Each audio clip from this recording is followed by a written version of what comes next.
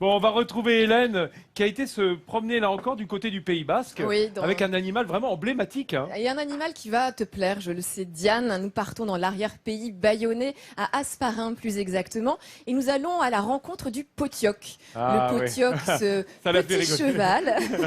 Parce que potioc en basque, ça veut dire petit cheval. Et c'est vrai qu'il n'est pas bien grand, on ne sait jamais trop d'ailleurs si c'est vrai un poney ou un cheval. Toujours est-il que son élevage se fait généralement dans la tradition familiale. Et là, c'est Gérard et son fils que nous avons retrouvés dans les montagnes à la recherche de leur fameux troupeau de potioc. Gérard est éleveur et pour aller voir son troupeau, il doit forcément prendre sa voiture. Car l'espèce qu'il élève, c'est le potioc, un cheval sauvage, typique du Pays Basque, une région chère à Gérard et à son fils. C'est pratiquement vital, quoi. Dès que je suis un peu loin de l'Ursouya et un peu loin de mon Pays Basque, je me sens pas très bien. Ces chevaux sauvages de montagne sont tous nés dans cette vallée. Ils y vivent en liberté et c'est bien ça leur particularité. Tata, ok. Et malgré ce caractère sauvage, ils ne craignent pas les hommes. Ils vont pas t'écraser non plus. Ils vont pas passer par-dessus toi. Et il est vif quand même parce qu'ils sont toujours habitués à l'état sauvage, quoi. Hein, mais bon, après une fois habitués à l'homme, ils sont très très gentils. Donc c'est un poney très calme, très gentil, très très bien dans sa tête. Des oreilles bien plantées, des petits sabots noirs résistants aux pierres, le potioc est une race équine très robuste. À tel point qu'on l'utilisait autrefois dans les mines pour tracter des wagonnets.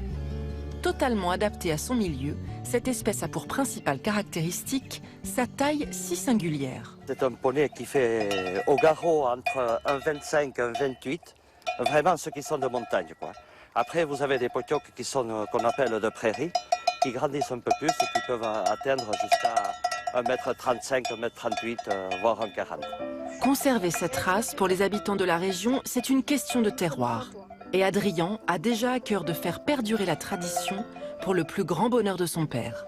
Je suis un peu fier quand même de voir mon fils qui a priori va reprendre le flambeau. Toujours est-il qu'aujourd'hui, toujours, il est là. Et voilà, ça je trouve, ça me touche, je suis content, quoi. Voilà. Petit-fils et fils d'éleveur, Gérard est un papa comblé. Tellement comblé d'ailleurs qu'il a appris la chanson du potioc à Adrien, un chant basque dédié à cet emblème de la région. Son troupeau ne disparaîtra pas avec lui et une certaine manière de vivre non plus. Un écho qui se fera toujours entendre haut et fort dans ce Pays basque. Alors Diane, est-ce que tu as déjà eu l'occasion d'aller voir des potiocs justement dans les montagnes? Ah bah oui, beaucoup. Oui. Ici, c'est un passage obligé. Surtout, je suis passionnée de chevaux, donc on les connaît bien. On peut encore en voir si on va se promener sur le Mont d'Arin, qui est une petite montagne du Pays Basque, qui est assez praticable. La montée dure 1h30 environ, donc elle est assez praticable. Et on trouve des petits troupeaux sauvages encore qui sont dans des forêts au passage. C'est assez agréable. C'est des chevaux, c'est des poneys d'abord, c'est vrai. Oui. Qui craignent un petit peu l'homme. Ils sont assez sauvages. Ils sont sauvages, oui. Ils sont pas domestiqués. C'est pas des chevaux de club. Il y en a très peu d'utilité, mais il y a une vraie force, je trouve, à les approcher. Il y en a aucun qui sont domestiqués. Ils sont tous sauvages. Ah si, absolument. Ça se répartit. Ça, c'est vraiment les derniers. Ceux que l'on croise là sont en effet sauvages, mais il y a une vraie force. Le fait de les croiser et justement le fait qu'ils ne soient pas entièrement domestiqués et qu'ils ont peu d'utilisation domestique pour l'homme fait que. C'est aussi pour ça qu'ils ont pu rester tels qu'ils sont finalement. Et c'est beau. Parce qu'il y avait peu de rapport économique de ce cheval-là, et donc on s'en est peu occupé. Et ce sont des chevaux extrêmement robustes, donc ils sont restés finalement tels quels dans la nature. Et on dit que ce sont des chevaux primitifs tels que ceux que l'on pouvait voir sur les peintures préhistoriques dans les grottes. Ils se rapprocheraient du cheval de Przewalski. Et ces caractéristiques qui en font un cheval primitif, déjà c'est sa couleur, couleur foncée qui attire les rayons du soleil, qui se sèche plus vite également en cas d'intempérie, et puis qui permet un meilleur camouflage aussi dans les forêts. Également un cheval donc de petite taille pour pouvoir grimper un peu facilement avec des petits sabots.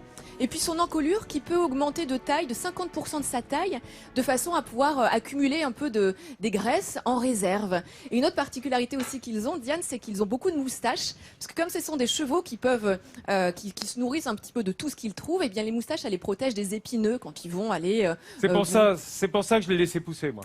D'accord. C'est parce que moi aussi je me nourris à peu près de n'importe quoi, du coup ça me préserve. réserve. Mais c'est vrai que c'est un cheval extrêmement intéressant. Et la petite anecdote aussi, c'est qu'on l'a beaucoup utilisé comme moyen de transport, moyen de locomotion à l'époque de la contrebande entre la France et Ah oui, il l'Espagne. passait les Il passait Pyrénées, quoi. facilement, effectivement, les Pyrénées. Mais L'école. maintenant, on en trouve parfois dans certains clubs équestres, des petits potiocs. On peut les monter aussi. Alors, le potioc n'est pas là. Tu n'es pas tout à fait d'accord, Diane. Ça n'a pas bon caractère. Bon, bah voilà. Ça n'a pas très bon Ça n'a pas caractère. bon caractère. Et le basque est grognon assez souvent, c'est son tempérament. Allez Oh là là, C'est quoi ça Non, mais Elle l'a- de toute façon, Guillaume, tu l'as dans la poche, t'en fais ce que tu veux. Dis un mot et il se mettra à genoux. Peut-être que le basque a un caractère de cochon, puisqu'en tout cas, des cochons, on en trouve aussi ici dans le Pays basque. Ouais. Le fameux port basque. Oui, Hein au-dessus de Saint-Étienne de Baïgorry, Oui. dans la vallée des Aldudes, magnifique port basque. Et au départ, eh bien, les cochons partageaient leur terrain de vie, leur espace avec les chevaux, car ils étaient aussi dans les montagnes, dans les hauteurs. Et puis, quand l'élevage de moutons s'est intensifié, on a énormément déboisé dans les montagnes. Et du coup, les cochons ne trouvaient plus les glands, les marrons, les châtaignes. Les châtaignes. Et donc, on les a ramenés dans les vallées.